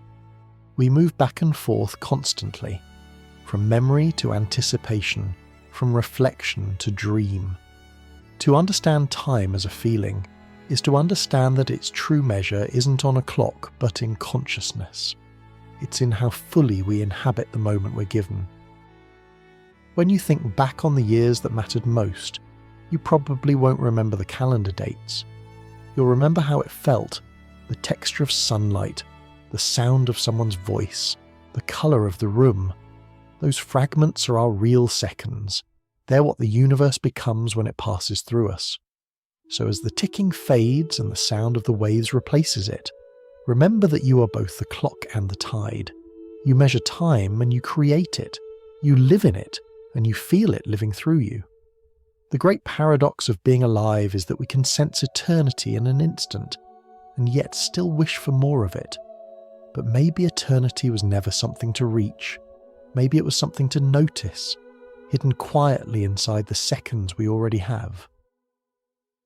If time were a house, memory would be the rooms, each one furnished with the sights, sounds and scents of the lives we've lived. Some rooms we visit often, polishing the furniture with remembrance. Others stay closed for years, their windows covered with dust until a song, a smell or a sudden emotion opens the door. And sometimes, in the quiet between waking and dreaming, we find that two rooms overlap, that a memory from long ago seeps through the wall of the present moment. That strange blending, that trembling recognition, is what we call déjà vu. Scientists have tried to explain it in many ways. Some suggest that déjà vu happens when the brain's memory system momentarily misfires, when the part responsible for recognizing familiar patterns activates before the part that checks for context. It's like your mind saying, "I've been here before," even when logic insists you haven't. Others think it's the result of two signals arriving at the same place out of sync, the sensory details reaching the brain a split second apart, creating the illusion that the second version is a memory of the first. But if we translate all of that into simpler language, déjà vu is the feeling that time has turned transparent, that for a heartbeat, the present and the past overlap, like two pages stuck together. You sense the thickness of time itself, the invisible texture that usually goes unnoticed. In that instant, the universe feels less like a straight line, and more like a shimmering curtain you can almost reach through. There's another experience just as mysterious, precognition, or the feeling that you've glimpsed something before it happens. Science often frames it as coincidence, intuition, or the brain's extraordinary ability to predict patterns without our awareness.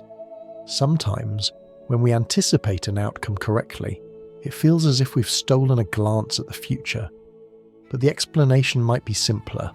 The mind, trained by millions of moments, recognizes echoes before they form.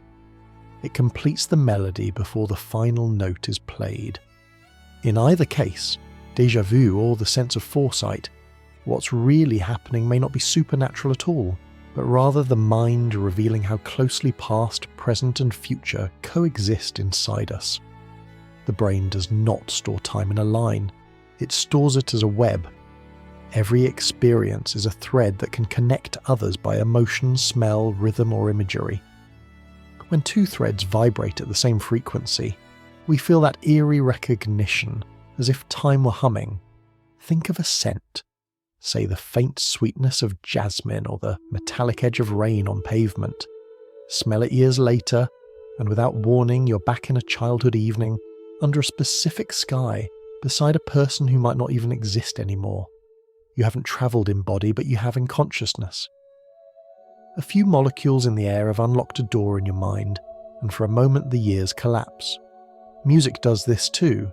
A few notes from a song you loved as a teenager can make the air feel thick with memory. The world hasn't changed, but your perception has slipped through one of those invisible walls between moments. Neuroscientists sometimes describe this as temporal binding, a phrase that simply means our brains weave separate times into a single feeling. But the technical language can't capture the quiet ache it brings, that bittersweet mixture of presence and absence, as though you're standing in two places at once.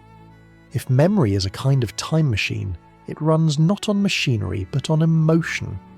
The stronger the feeling tied to a moment, the easier it is to find your way back. Joy, fear, grief, love. These are the engines of recollection. They mark the walls between moments not with clocks or dates, but with sensations. Sometimes, though, those walls weaken. People who've suffered trauma often describe memories that intrude without warning, as if the past refuses to stay put. Others, in moments of intense meditation or exhaustion, feel the boundaries between times dissolve altogether. For them, life becomes a kind of continuous present, every moment containing shades of every other. To experience this is not madness, but the mind's way of reminding us that its structure of time is flexible, personal, and alive. From another perspective, these experiences echo what physics tells us about reality, that every event in the universe, past and future, exists somewhere within the vast fabric of space-time. We move through it like a needle threading its path, but all the points already exist. If that's true, then perhaps déjà vu is not an error, but a glimpse through the weave, a tiny hole in the curtain showing that all moments are neighbours. Of course, the human heart doesn't need science to know this. Anyone who's ever lost someone dear has felt that time is not a straight road but a circle. You think of them, and they are here. You say their names softly, and for a second you can almost hear them answer. It's not magic, it's memory crossing dimensions. It's love refusing to obey physics. We live surrounded by these invisible crossings. The scent of wood smoke can turn a city street into your childhood home. The sound of rain can make an empty room feel full of ghosts. Sometimes it happens when you least expect it. Turning a corner, hearing a familiar phrase, catching your reflection in a window and seeing not yourself, but who you once were. These small slips between moments remind us that time is porous, that life leaks through its seams. When we speak of living in the present, we usually mean letting go of the past and the future. But perhaps it's better to think of the present as a meeting place, a space where all our other moments come to rest. The now is not a single point. It's a garden with many paths leading into it. Every thought, every memory, every hope walks in through a different gate. So maybe the traveller we've been searching for, the one who crosses time, isn't someone out there with a machine or a secret equation. Maybe it's us, every day, moving through these walls between moments without even realising it. Every time we remember, imagine, or dream, we step across them. The traveller is inside us, carrying all the rooms of our lives in a house that has no end. If you listen carefully, you can almost hear those rooms breathing, the faint rustle of pages turning, the soft whisper of footsteps echoing down corridors that connect every version of you that has ever lived. And in that sound, both haunting and comforting, you might realise that you've been time travelling all along. By now we've wandered through the myths, the evidence, the science and the psychology. We've met travellers who appeared from nowhere, soldiers who claimed to come from the future, and ordinary people who saw patterns in photographs and felt the pull of moments that didn't belong to their time. Some of those stories were hoaxes, others misunderstandings, and a few, perhaps, remain unexplainable, but taken together they reveal something beautiful. The Chrononauts, real or imagined, are mirrors of us. They reflect our longing to connect eras, to escape regret, to believe that what we love might outlast the hours. If you look past the details of each tale, the machines, the wormholes, the portals hidden in basements, what remains is the same ancient human question. Is change ever final? Time travel, at its heart, is a rebellion against endings. It's the dream that nothing is truly lost, that even after the door closes there might still be a way back. The man from Taured and John Titor, the woman in the Chaplin film, the travellers of myth. They each carry that defiance. They are the storytellers of continuity. From them we can learn several quiet lessons. The first is that imagination is not the opposite of truth. Every great discovery begins as a story told to oneself, a what-if, whispered in the dark. Galileo, long before he could prove it, imagined moons circling Jupiter.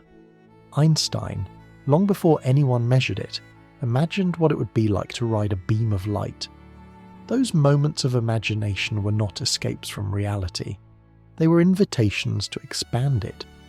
The Chrononauts, in their own way, continue that tradition. Their tales keep the frontier of possibility open, reminding us that the universe is wider than the horizon of our certainty. The second lesson is that belief, even when misplaced, serves a purpose. To believe in time, travel is to believe in connection, across generations, across mistakes, across the fragile wall of mortality. When someone says they've met a traveller from the future, they're also saying, I want to know that the future cares about us. It's an emotional truth wearing the mask of mystery. If we listen with empathy instead of skepticism alone, we hear the ache behind the claim, a longing for continuity, a refusal to let go. The third lesson comes from science itself. The physicists who study time, gravity, and the shape of space-time do not approach it as magicians, but as humble listeners. They know that reality often surprises even its most careful observers. Black holes, once dismissed as mathematical curiosities, turned out to be real. Gravitational waves, predicted a century ago, were finally heard rippling through the universe. Each discovery reminds us that the border between impossible and inevitable is thinner than it appears. The stories of time travelers may not be factual, but they prepare us to imagine truths we haven't reached yet. If there is a moral to these tales, it is not about proof, but about perspective. The Chrononaut teaches us to look both backward and forward at once, to honour what came before while still daring to dream of what might be. They remind us that history is not just a record, but a dialogue. Every generation speaks to the next, leaving messages in art, architecture, and memory. Time travel, in this sense, is already happening through language itself. Every word you speak is a signal sent into the future. Every story you tell a small experiment in immortality. There's another lesson, perhaps the most personal one. Regret is a kind of time machine too. It pulls us backward, forcing us to replay moments we wish we could rewrite. But unlike the physicist's device, regret offers no switch to reverse events, only understanding. It reminds us that the past cannot be changed, but it can be reinterpreted. To make peace with time is to accept that memory itself is an instrument of healing. Think of those who have dedicated their lives to studying time, not just scientists but philosophers, poets, and artists. They are all travellers of the mind. Their journeys differ only in method.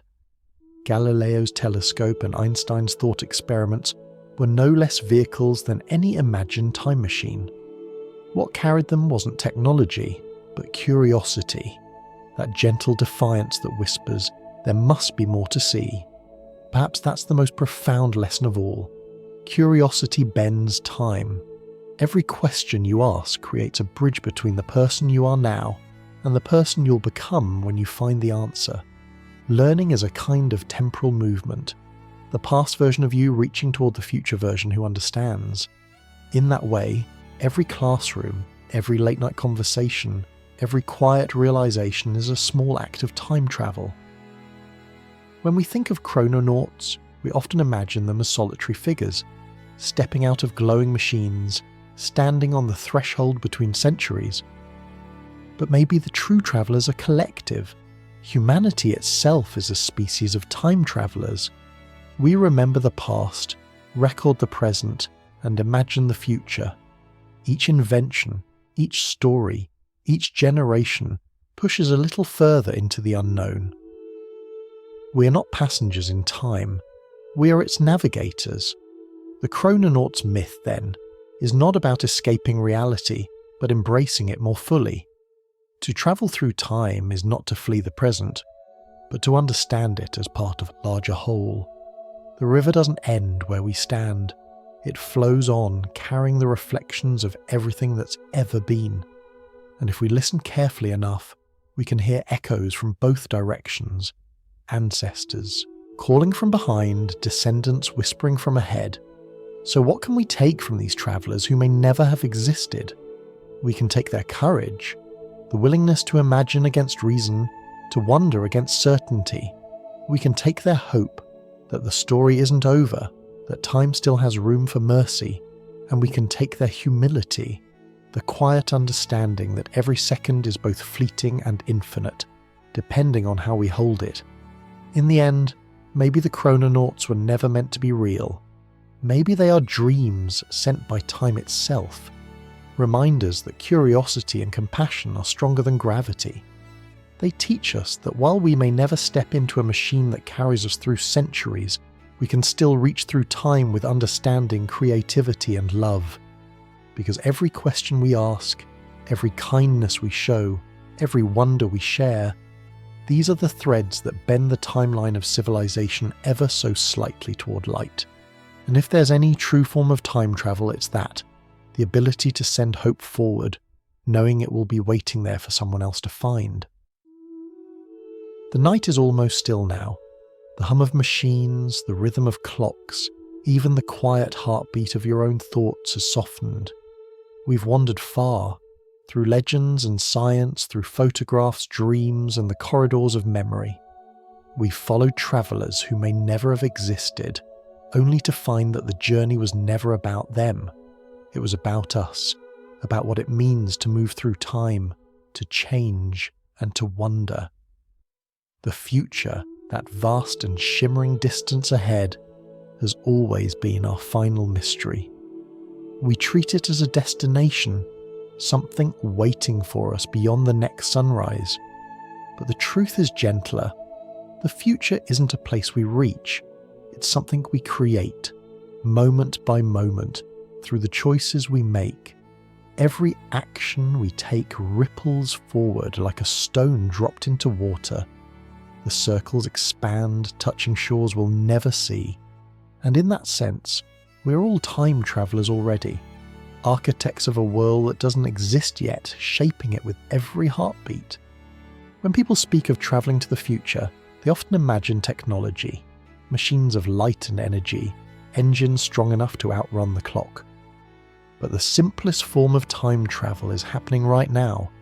You're moving through time at the steady pace of 1 second per second, carried forward by the quiet machinery of the cosmos. Everything around you, the air, the stars, the atoms in your skin, is participating in that same migration.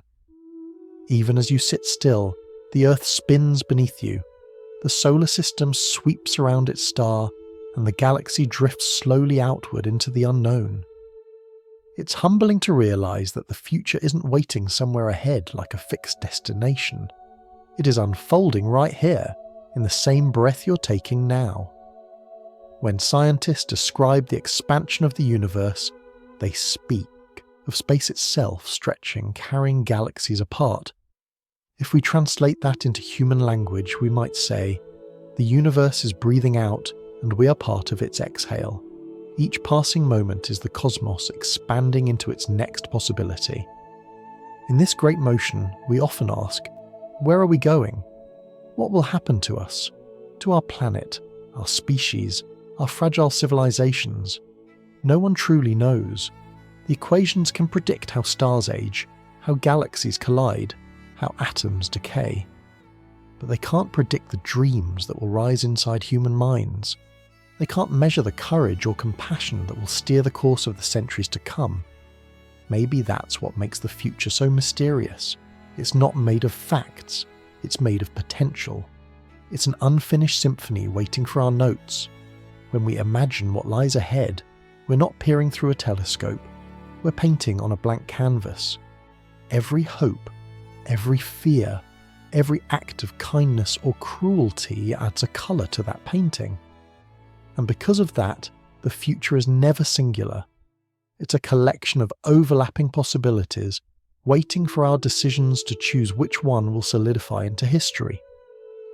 We sometimes think of time as a straight road, stretching behind us and ahead, but perhaps it's closer to a garden, growing, spreading, seeding new paths. Some of those paths will bloom, others will wither, and though we can't walk them all, each step we take leaves a trace, a footprint that may guide someone else long after we're gone. That, perhaps, is the most profound form of time travel, legacy. The way a word spoken today might reach someone 100 years from now, the way a scientific discovery or a simple act of kindness might alter a life you'll never know. Time travel doesn't always mean visiting the future.